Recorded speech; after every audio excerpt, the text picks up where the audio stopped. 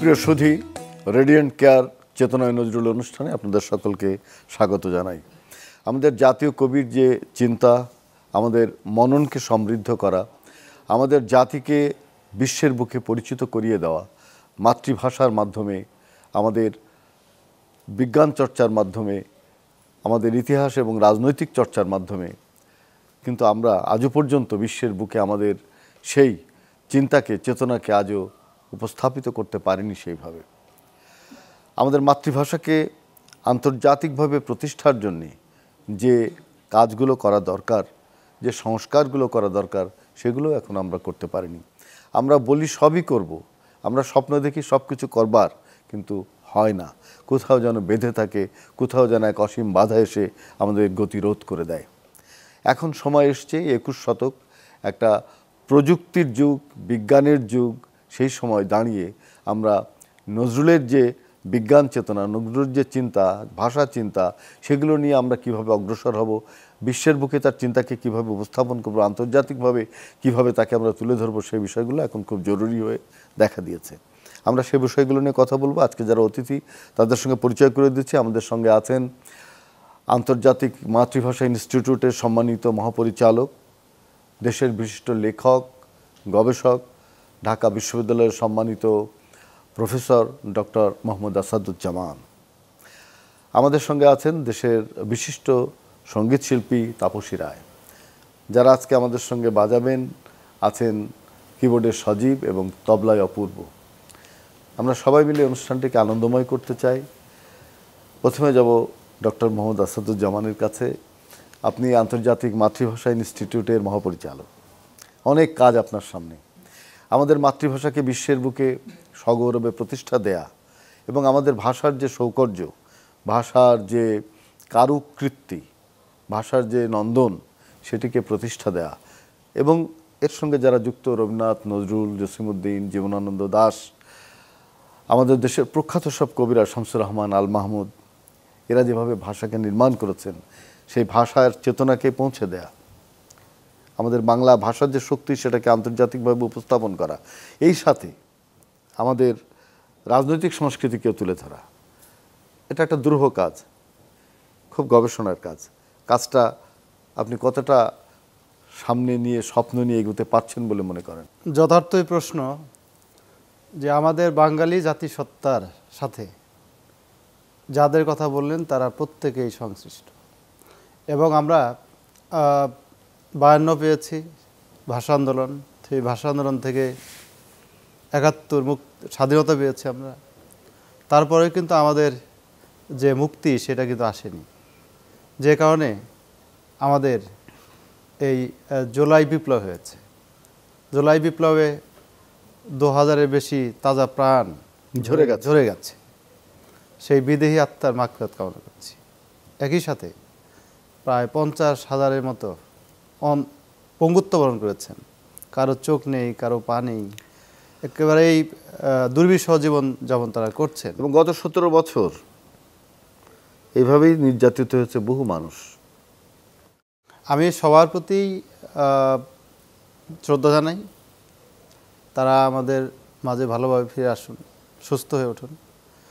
একই সাথে আমাদের বলতে হয়, যেটা রাজনৈতিক সংস্কৃতির কথা বললেন, রাজনৈতিক সংস্কৃতি যদি সঠিকভাবে পরিচিত না হয়, তাহলে কতবার আর আমাদের এই যে তরুণ বা জনতা প্রাণ দেবে, সেই প্রশ্ন আমাদের কতবার অর্জন করতে হবে। রক্তের উপর দাঁড়িয়ে যে বাংলাদেশ, সেই বাংলাদেশ আমরা আসলে চাই না। আমরা চাই স্বাধীন মতামতের একটা বাংলাদেশ, এবং সেইখানে আমাদের এই কবি সাহিত্যিকদের যে লেখনী, যে পড়ালেখা, সেটা যদি আমরা ধারণ করি সমাজে, তাহলে আর আমাদের আর কোনো রক্তপাত হয় না, আমাদের বৈষম্যের কোনো জায়গা থাকে না।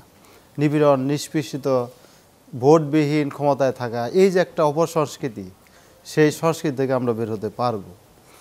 আমরা কাজী নজরুল ইসলামের কথা বলছি। কাজী নজরুল ইসলাম তার জীবনভর সংগ্রাম করে গেছেন এই অন্যায়ের বিরুদ্ধে, অসত্যের বিরুদ্ধে, বৈষম্যের বিরুদ্ধে। উনি সুন্দর করে লিখেছেন, আমার কর্ণধার আমার সত্য, আমাকে পথ দেখাবে আমার সত্য, আমার কর্ণধার আমি, আমাকে পথ দেখাবে আমার সত্য। এই যে মানে এই সত্যবাদিতা, এইটা সমাজে যতদিন প্রতিষ্ঠিত না হবে ততদিন আমাদেরকে এরকম একটা বৈষম্যের শিকার হতেই হবে। উনি তো আরও সুন্দর করে লিখেছেন, আর কত মার খাবে দুর্বলেরা, সুন্দর করে তার ভাষায় লিখেছেন। আর একটা বিষয় আসাদুজ্জামান, আপনি নিশ্চয় স্বীকার করবেন যে নজরুল কিন্তু একটা বাঙালি জাতিকে একটা বিশ্বের বুকে প্রতিষ্ঠা দেবার একটা ব্যাপক চেষ্টা করেছিলেন, এবং তিনি বলেছিলেন আমি এই দেশে এই কালে এই সমাজে জন্মেছি বলেই আমি শুধু এই কালের এই সমাজের নই, আমি সব দেশের সব মানুষের, সব দেশের মানে সব নির্যাতিত দেশের, সব স্বাধীনতাকামী মানুষের তিনি কিন্তু কবি। একদম, কারণ হলো যে তার লেখার মধ্যে আসলে আন্তর্জাতিকতার যে কথা সেটা ফুটে উঠেছে। উনি কখনোই নিজেকে শুধু কোনো দেশকালের মধ্যে গণ্ডি রাখতে চাননি। তার অন্তর্ন্যাশনাল সঙ্গীত এইখানেই হচ্ছে একজন কবির, একজন লেখকের যে ভিশনারি পাওয়ার, সেইটা এর মধ্যে নজরুলের এটা পরতে পরতে ছিল। এবং পৃথিবীতে একমাত্র নজরুলই যে ব্রিটিশদের বিরুদ্ধে যেভাবে লিখে কারাবরণ করেছেন এবং নির্যাতিত হয়েছেন, এরকম অনেকেই হয়তো লিখেছেন, কিন্তু এরকম তালিকায় খুব কম পাওয়া যাবে। আপনারা দেখেছেন যে আমরা যে কবিতা দেখি 1922 সালে যখন তাকে নির্যাতন করা হলো কবিতার জন্য, আর তো অন্য কোনো কারণ ছিল না, এবং তিনি প্রতিবাদ করেছিলেন বিরুদ্ধে যে অস্ত্র ধরেছিলেন, তার অস্ত্র ছিল আসলে কলম। কারণ উনি কেন এই দায়বদ্ধতা নিলেন? আরও তো মানুষ ছিল, কিন্তু উনি সবসময় নির্যাতিত, শোষিত তাদের পক্ষে ছিলেন। লেখাপড়া বাদ দিয়ে যে মানুষটি কম বয়সে সেই ব্রিটিশদের বিরুদ্ধে দাঁড়াতে পারে, যুদ্ধে যায়, যুদ্ধে গিয়ে সেখানেও লেখার হাত বন্ধ রাখেন, ট্রেনিংটা নিয়ে নিয়েছেন, প্রশিক্ষণ নিয়েছেন ভারতে গিয়ে, কিভাবে সেখানে গিয়ে বিখ্যাত লোকজনের সাথে তার দেখা হয়েছে, সেখানে ডক্টর মোহাম্মদ শহীদুল্লাহর সাথে দেখা হয়েছে, সেখানে দেখা হয়েছে আপনার আচার্য প্রফুল্লচন্দ্র রায়, আচার্য প্রফুল্লচন্দ্র রায়, বিখ্যাত নেতাজি সুভাষচন্দ্র বসু, সাথে দেখা হয়েছে। এই যে তার ভাব ধারাটা, আন্তর্জাতিকতার যে পরিমণ্ডলটা, তার কিন্তু শুরু হয়েছিল ওখান থেকেই, এবং তিনি একেবারে আদ্যপ্রান্তে ধারণ করেছিলেন বাঙালির তথা সমগ্র মানুষের মুক্তি, বাংলাদেশের সমগ্র মানুষের মুক্তি। অনেক ধন্যবাদ। আমরা তাপসী রায়ের কাছে যাব। তাপসী, কোন গানটি শুনুন? আমি স্বদেশ পর্যায়ের একটি গান গাইবার চেষ্টা করছি।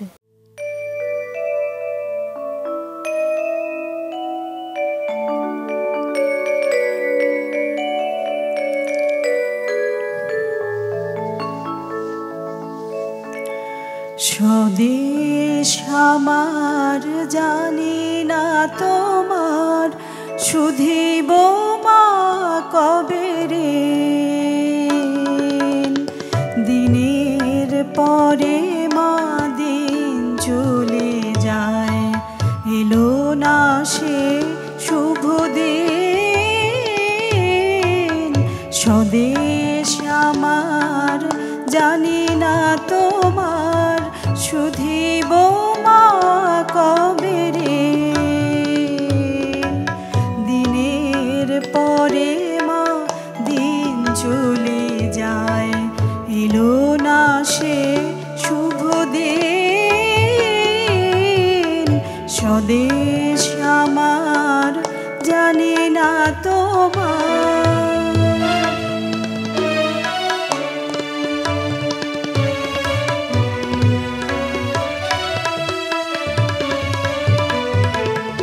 খায়ে দায়ার আরামে ঘুমায়, পাগলের যেন ব্যথা বোধ নাই।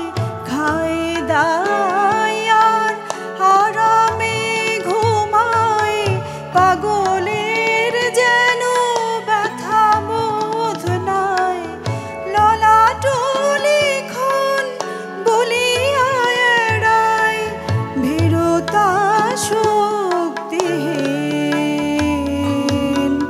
অভাগিনী তুমি সন্তান তব, অভাগিনী তুমি সন্তান তব, সমান ভাগ্যহীন। স্বদেশ আমার জানি না তোমার।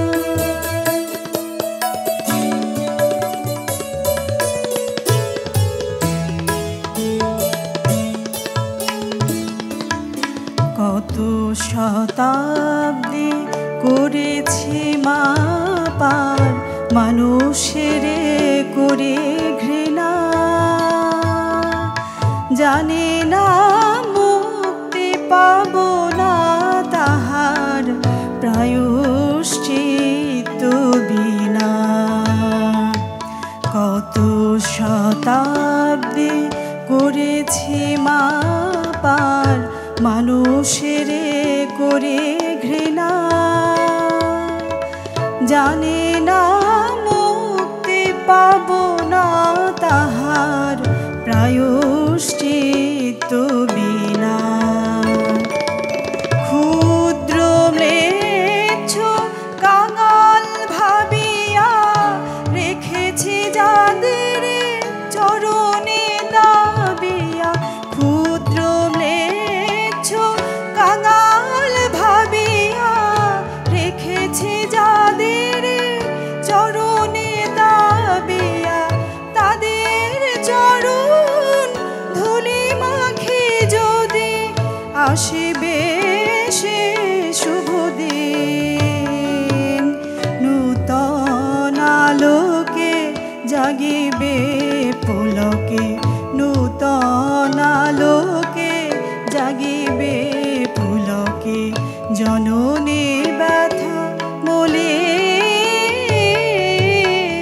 স্বদেশ আমার, জানি না তোমার শুধিব মা কবে রে। দিনের পরে মা দিন চলে যায়, এলো না সে শুভ দিন। স্বদেশ আমার, জানি না তোমার। অসাধারণ গানটি, যে আমরা মানে পাগলের যেন ব্যথা বোধ নাই এবং কোনো চেতনাও নাই যে সে নির্যাতিত হচ্ছে, খালি আরামে খায় আর ঘুমায়, এই জাতি নজরুল চাননি। আপনার সঙ্গে আমি একটু কথা বলবো যে আমাদের অ্যাম্বাসিগুলোর মাধ্যমে আমাদের মাতৃভাষাকে, মাতৃভাষার শ্রেষ্ঠ মানুষগুলোকে কিভাবে উপস্থাপন করা যায় অন্য জাতির কাছে।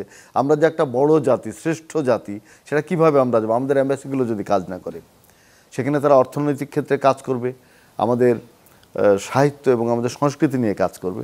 এবং আমি মনে করি আন্তর্জাতিক মাতৃভাষা ইনস্টিটিউটের পরিধি অনেক বড় এবং আপনি সেই জায়গার পরিচালক, মহাপরিচালক। তো আপনি কি ভাবেন যে আমাদের এই নজরুলের চেতনাকে কিভাবে নিয়ে যাওয়া যায়? আন্তর্জাতিক পর্যায়ে নজরুলকে উপস্থাপন করা এখন সময় এসছে।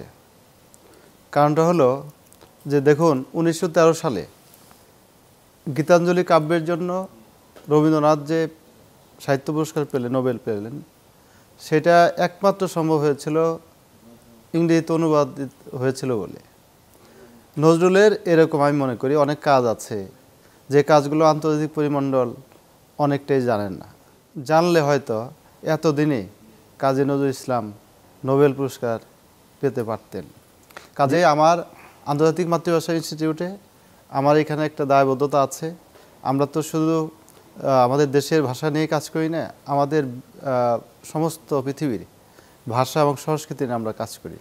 সেক্ষেত্রে আমার একটা ধারণা আছে, একটা পরিকল্পনা যে অ্যাম্বাসিগুলো আছে, অ্যাম্বাসির যারা রাষ্ট্রদূত দায়িত্বে আছেন, তাদেরকে নিয়ে একটি মিটিং করে আমাদের এই ইতিহাস ঐতিহ্য সম্পর্কে যা আছে, বিশেষ করে নজরুলের কথা আমরা বিশেষভাবে বলবো। সেইখানে নজরুলের বিশেষ কর্মগুলো অনুবাদ বিভিন্ন ভাষায়, অসাম্প্রদায়িক চেতনার জায়গা, অসাম্প্রদায়িক চেতনা অর্থাৎ সংস্কৃতির যে বিষয়গুলো আছে সেগুলো আমরা বিশ্বের দরবারে তুলে ধরবার জন্য অনুবাদ করব। ইতোমধ্যে আমরা দেখেছি এটা একটা আশার আলো যে বিশ্বের প্রায় 15টি ভাষায় নজরুলের যে বিদ্রোহী কবিতা সেটা অনুদিত হয়েছে। এটা আমাদের আশার আলো। আমরা দেখেছি যে প্যারিসে, ফ্রান্সে, তারপর জার্মানিতে, ইভেন ইংল্যান্ডের বিভিন্ন বিশ্ববিদ্যালয়ে নজরুলকে পড়ানোর জন্য তারা উদ্যোগ গ্রহণ করেছে। এবং আমেরিকায় সবচেয়ে পৃথিবীর যে বিখ্যাত প্রতিষ্ঠান MIT, Massachusetts institute of technology, সেখানেও কিন্তু নজরুলকে নিয়ে গবেষণা হচ্ছে। এবং নজরুলের যে কবিতা, সেই কবিতাগুলো অনুবাদিত হওয়ার প্রক্রিয়ার মধ্যে আছে। কাজে আমরা আন্তর্জাতিক মাতৃভাষা ইনস্টিটিউট থেকে এটা আরও বেগবান করতে চাই এবং যারা সংশ্লিষ্ট আছেন তাদেরকে নিয়ে। আমি আজকে ভাবছিলাম যে নজরুলের যে এই কর্মগুলো যারা পৃথিবীর বিভিন্ন ভাষায় বিভিন্ন জন বিচ্ছিন্নভাবে অনুবাদ করছেন, আমরা হয়তো ওভাবে জানি না। আমি যদি এমন হয় যে যেমন স্প্যানিশ ভাষায়, জার্মানি ভাষায় বা ইংরেজি ভাষায় এগুলোতে না অনুবাদ হয়েছে, কিন্তু বইগুলো আমরা পৌঁছাতে পারছি না। এই বইগুলো একত্র করে কম্পাইল করে তাদের সাথে একটা এমওইউ করে যদি আন্তর্জাতিক মাতৃভাষা ইনস্টিটিউট থেকে আমি একটা সংকলিত গ্রন্থ বের করতে পারি, একত্রে করতে পারি, তাহলে কিন্তু একটা বড় কাজ হবে এবং বিশ্বের বিভিন্ন জায়গায় আমরা ছড়িয়ে দিতে পারবো সব অ্যাম্বাসিগুলোর মাধ্যমে পৌঁছাতে। মাতৃভাষা ইনস্টিটিউটের মাধ্যমে। কাজে আপনি যথার্থই বলেছেন, আমাদের এই দায়িত্বটা নিতে হবে যদি আমরা আন্তর্জাতিক পর্যায়ে নজরুলকে ছড়িয়ে দিতে চাই। এখন তো কোনো জীবিত কবি ছাড়া নোবেল পুরস্কার দেওয়া হয় না। আপনি যে আশাবাদ ব্যক্ত করেছেন যদি নজরুল বেঁচে থাকতো আর আমরা যদি সেই পুরস্কারটি তার হাতে তুলে দিতে পারতাম, তাহলে একটা পৃথিবীর মানুষ বাংলা ভাষাকে আরেকবার চিনত। কিন্তু নজরুল সম্পর্কে আমাদের অমর্ত্য সেন, আমার ভারতের যিনি নোবেল জয়ী, তিনি একটা কথা বলেছেন যে নজরুলের দুর্গমগিরি কান্তার মরু দুস্তর পারাবার, লঙ্ঘিত হবে যাত্রী নিশীথে যাত্রীরা হুঁশিয়ার। এই গানটি কিন্তু ছিল আমাদের রেনেসাঁর সবচেয়ে বড় মূল মন্ত্র।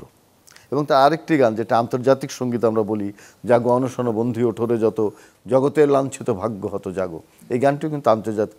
নজরুল কিন্তু সব সময় তার একটা প্রবন্ধ আছে বিশ্ব সাহিত্য।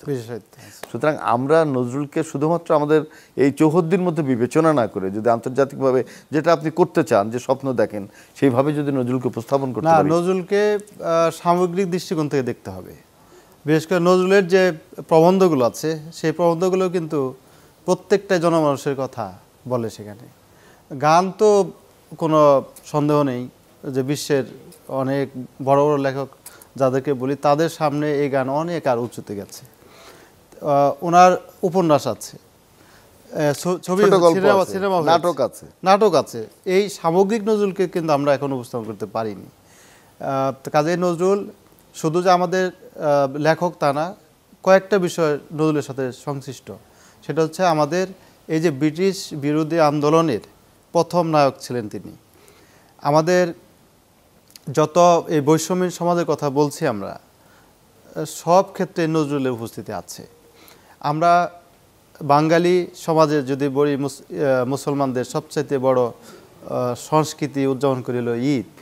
নজরুলের গান ছাড়া সেই ঈদ কিন্তু আমরা পূর্ণ করতে পারি না।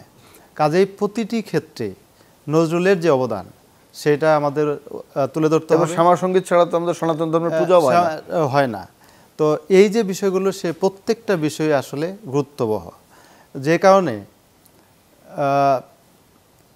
যখন 1947 সালে দেশ ভাগ হলো, যেটা আমরা ইংরেজিতে বলি পার্টিশন, তখন কিন্তু অন্নদা শঙ্কর রায় লিখেছিলেন সুন্দর করে, ভুল হয়ে গেছে বিলকুল, আর সব কিছু ভাগ হয়ে গেছে, ভাগ হয়নি কেউ নজরুল।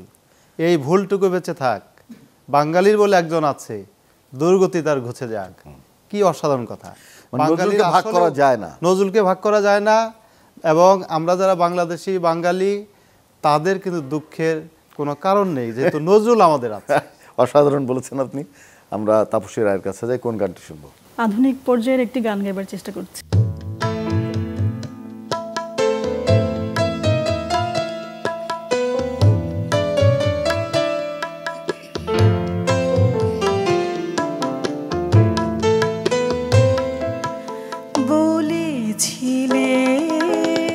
বলেছিলে তুমি তীর্থে আসিবে, আমারও তনুর তীরে।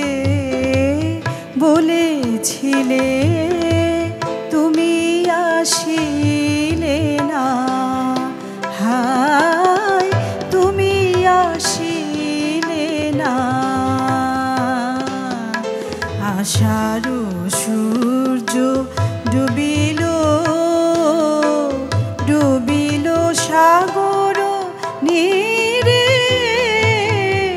বলেছিলে, বলেছিলে তুমি তীর্থে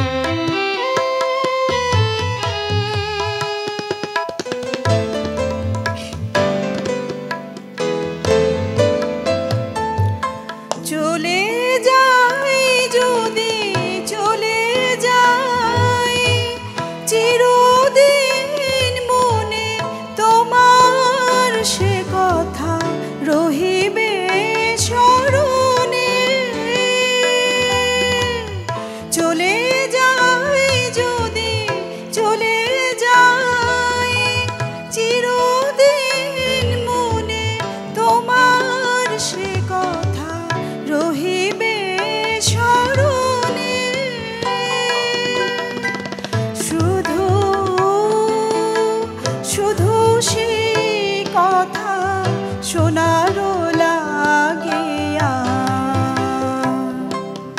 হয়তো আসিব ফিরে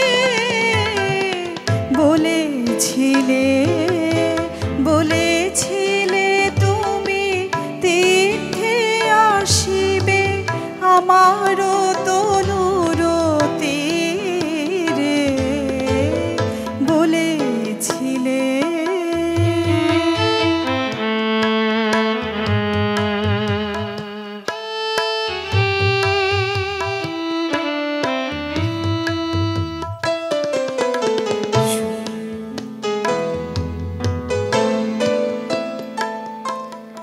শুধু সেই আসে হয়তো এ তনু মরণে হবে নালে পথ চেয়ে তব নাম গে বাজাবো বিরহ শুধু সেই আসে হয়তো এ তনু মরণে হবে নালে পথ চেয়ে তব নাম গে বাজাবো বিরহ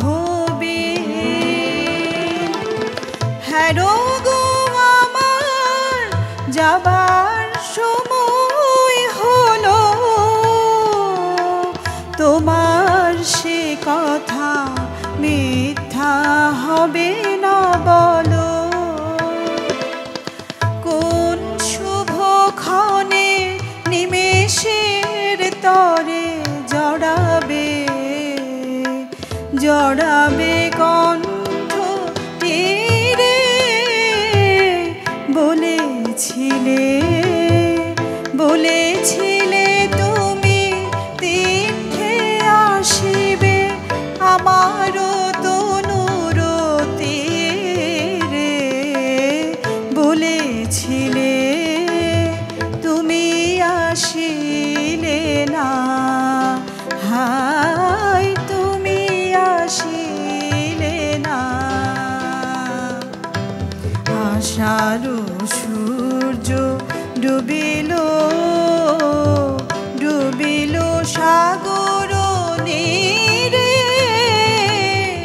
বলেছিলে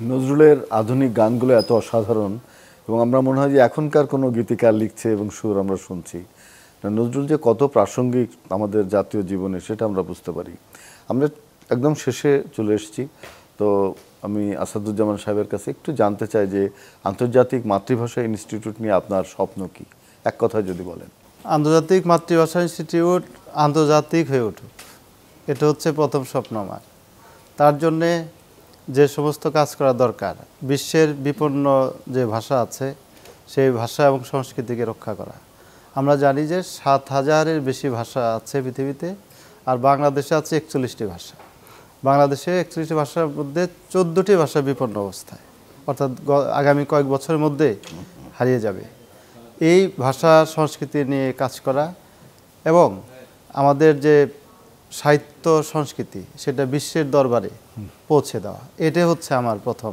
পদক্ষেপ নজরুল সে কথাই বলেছিলেন কে তুমি পার্সি জৈন ইহুদি সাঁওতাল ভিল গারো কনফুসিয়াস চারবাক চেলা বলে যাও বলার এর মধ্যে কিন্তু তিনি জাতির নামগুলো ভাষার নামগুলো আছে এবং এইখানেই যে নজরুল যে আন্তর্জাতিক মানের তার মন মানসিকতা আসলে আন্তর্জাতিক ছিল সেটাই প্রমাণ করে অনেক অনেক ধন্যবাদ আজকে আমাদের সঙ্গে আপনি এসে যুক্ত হয়েছেন এজন্য আপনার প্রতি অনেক কৃতজ্ঞতা আমরা ধন্যবাদ জানাই তাপসী রায়কে ধন্যবাদ জানাই আমাদের কিবোর্ডে সজীব এবং তবলাই অপূর্বকে সুধী দর্শক রেডিয়েন্ট কেয়ার চেতনা নজরুল অনুষ্ঠানে আমরা সবসময় চেষ্টা করেছি আমাদের নিজস্ব ঐতিহ্য আমাদের নিজস্ব সংস্কৃতি যারা নির্মাণ করেছেন ঐতিহ্য সেই নির্মাতাদেরকে স্মরণ করতে নজরুল হচ্ছে তার অন্যতম প্রধান একজন নির্মাতা এবং নজরুলকে যদি আমরা আন্তর্জাতিক বিশ্বে উপস্থাপন না করি তাহলে জাতি হিসাবে আমরা অকৃতজ্ঞ থেকে যাব আমরা সেই নজরুলের সাহিত্য নজরুলের সঙ্গীত নজরুলের চিন্তা এবং দর্শনকে বিশ্বের বুকে উপস্থাপন করতে চাই আপনারা আমাদের সঙ্গে থাকুন নজরুল বিশ্বে থাকুন এই প্রত্যাশা করে শেষ করছি